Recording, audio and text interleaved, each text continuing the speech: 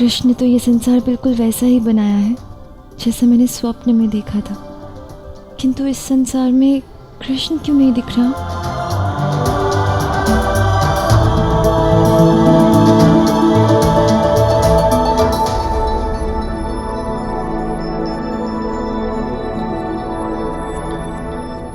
देखो राधा, मैंने तुम्हारे लिए कितना अच्छा कक्ष सज्ज किया है। ये द्वारका का सबसे भव्य कक्ष है।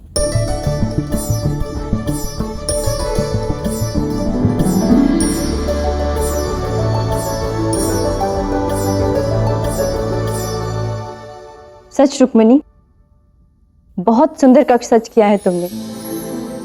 हाँ रुक्मिणी, देवती सच कह रही है, तुमने इस कक्ष की बहुत अच्छे से सज्जा की है, किंतु मैं इस कक्ष में नहीं रह सकती।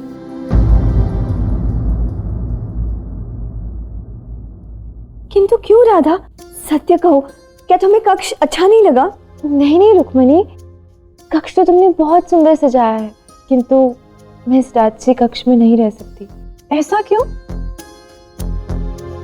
वो क्या है ना कि मैं अपनी बरसाना की सारी प्रजा को ये वचन देकर आई हूँ कि मैं वही राधा बनकर एक साधारण मनुष्य की भांति द्वारका में रहूंगी, यहाँ के किसी भी राजसी सुख या संसाधन को भोगूंगी नहीं।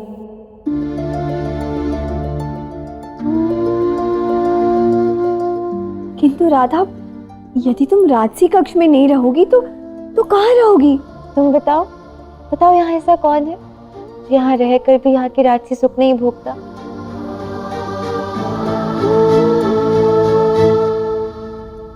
यहाँ की दासियां।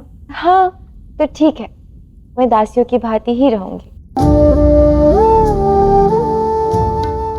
ये रसोई, ये गोदाम, ये कक्ष, और ये ना थोड़ा अव्यवस्थित है, तो इसे ठीक कर दीजिए ना, साफ कर दीजिए इसे। हो सकता है किसी के रहने काम आए, इसीलिए तुमने। नहीं राधा, तुम यहाँ मेरी द्वारकाधीश कृष्ण की अतिथि बनकर आई हो। तुम यहाँ दासियों के समान नहीं रह सकती। नहीं राधा, कदापि नहीं। क्यों? यदि मैं दासी बनकर रहूंगी तो क्या राधा नहीं रहूंगी? रुक्मिणी, मेरा मन प्रेम पूर्ण भावों से भरा है, मैं जहां भी रहूंगी आनंदित होकर ही रहूंगी। तुम मेरी चिंता मत करो, विश्वास करो। ठीक है राधा, जैसा तुम्हें सही लगे। तुम सारी द्वारका का भ्रमण करके स्वयं निश्चित कर लो कि तुम्हें कहाँ रहना है। वैसे एक विकल्प है मेरे पास। यहाँ के रसोई घर के पास एक बहुत अच्छा कक्ष है, तो यदि तो क्या आप राधा को रसोई घर में रुकवाएंगे? न जाने कैसी दशा होगी वहां की। नहीं रेवती जी, ऐसा कुछ भी नहीं है। वहां के एक कक्ष को तो कान्हा ने स्वयं सज्ज करवाया है। वो बात यह है कि कान्हा के कक्ष से वो कक्ष प्रतिदिन दिखाई देता है और वो व्यवस्थित तो रहता नहीं, इसीलिए आज प्रातः कान्हा ने स्वयं उसकी सफाई करवाई। ये सारे प्रबंध जो आप कर रही हैं बहुत ही अच्छे हैं, किंतु ऐसा हो सकता है कि कदाचित राधा को ये प्रबंध अच्छे ही न लगे, इसीलिए मेरे विचार से राधा का वहां रहना ही उचित होगा। बाकी जैसा आप लोग कहें। जी दाऊ, मैं वही रहूंगी। आप सब मुझे वो कक्ष दिखा दीजिए। चलो रेवती।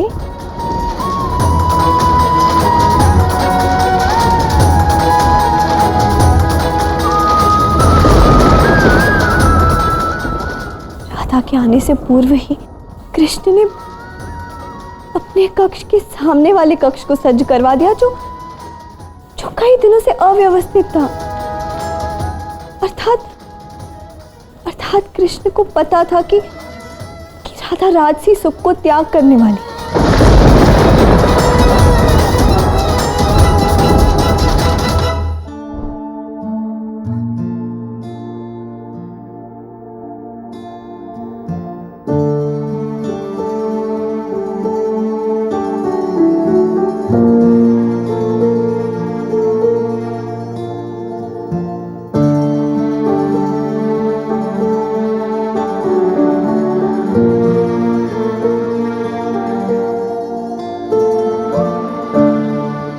कृष्ण, ये क्या? तुमने तो मेरे आंगन का प्रतिरूप ही बना दिया द्वारका में। कितना अद्भुत और दिव्य स्थान है ये।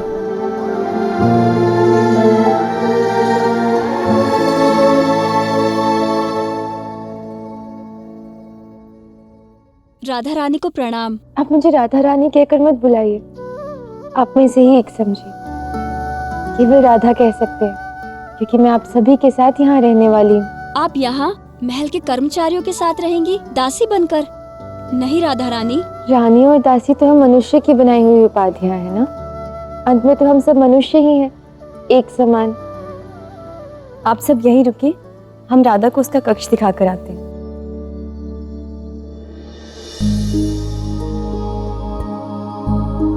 आओ राधा, ये है तुम्हारा कक्ष।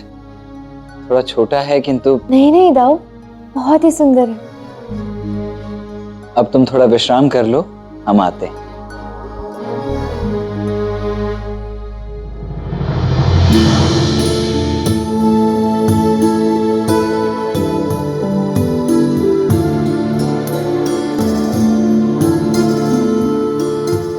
कृष्ण, ये सब तुमने सजाया है ना? हाँ, ये सब मैंने सजाया है।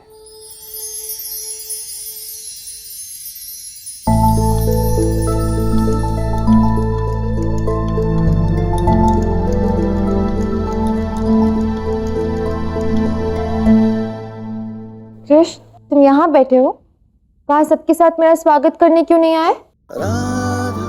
अब सबके साथ स्वागत करता तो राधा रानी का स्वागत होता। मैं अपनी राधे का स्वागत करना चाहता हूँ।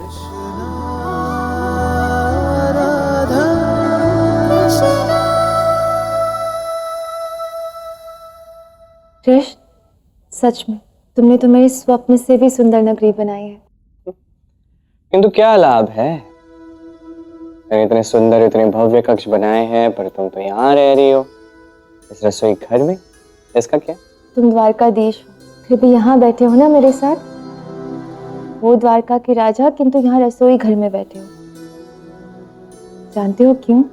क्यों? क्योंकि किसी भी भव्य कक्ष का या महल का प्रेम से कोई संबंध नहीं है। हम जहाँ साथ हैं वही हमारा महल है। जैसे ये क्षण, इस समय ये रसोई घर ही मेरा महल है। कृष्ण,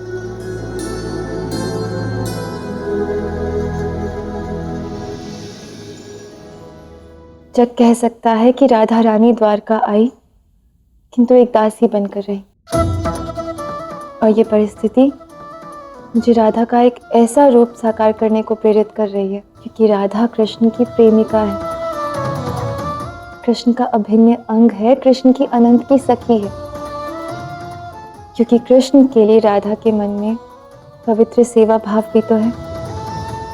जब तक रुक्मिणी की दिव्य और पवित्र आत्मा उस स्थान को प्राप्त नहीं कर लेती जहां उसे होना चाहिए, जब तक रुक्मिणी वो रुक्मिणी नहीं बन जाती जो मेरे कृष्ण को प्रसन्न रख सके, जो प्रेम को समझे, मैं तुम्हें वचन देती हूँ कृष्ण, मैं तब तक इसी प्रकार कृष्ण दासी के रूप में रहूंगी।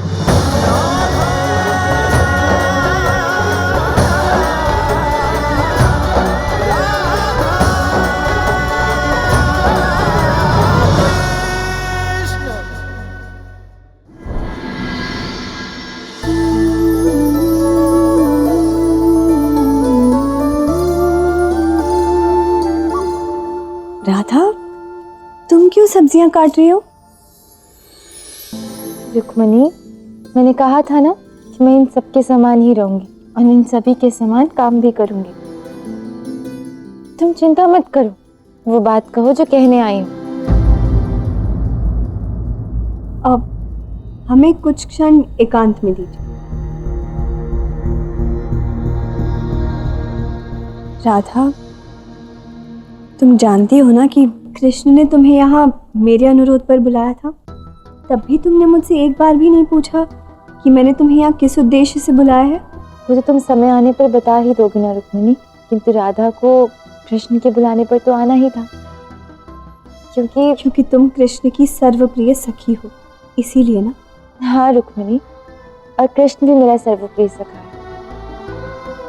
अच्छा बताओ, क्यों बुलवाया मुझे यहाँ? यहाँ नहीं, सिद्धाश्रम में। वहाँ मेरे और कृष्ण के डुबकी लगाने का शुभ क्षण है, हमारे विवाह को पूर्ण करने का क्षण। मैं तुम्हें यहाँ उसी के लिए आमंत्रित करने आई थी और मैंने तुम्हें यहाँ इसीलिए बुलवाया भी था। वहाँ हम दोनों साथ में डुबकी लेंगे और उसके बाद ही मैं तुम्हें अपने मन की बात प्रकट करूँगी। मैं चाहती हूँ कि तुम भी वहाँ आओ। ठीक है रुक्मिणी, तुम जाओ, सजे हो जाओ, मैं आती हूँ।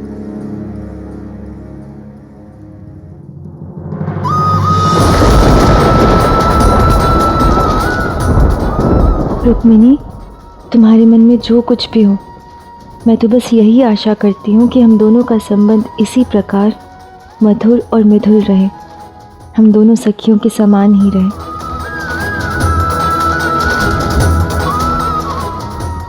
राधा, आज मैं तुमसे जो कहूँगी उसके पश्चात हम दोनों के मध्य सब कुछ पहले जैसा नहीं रहेगा।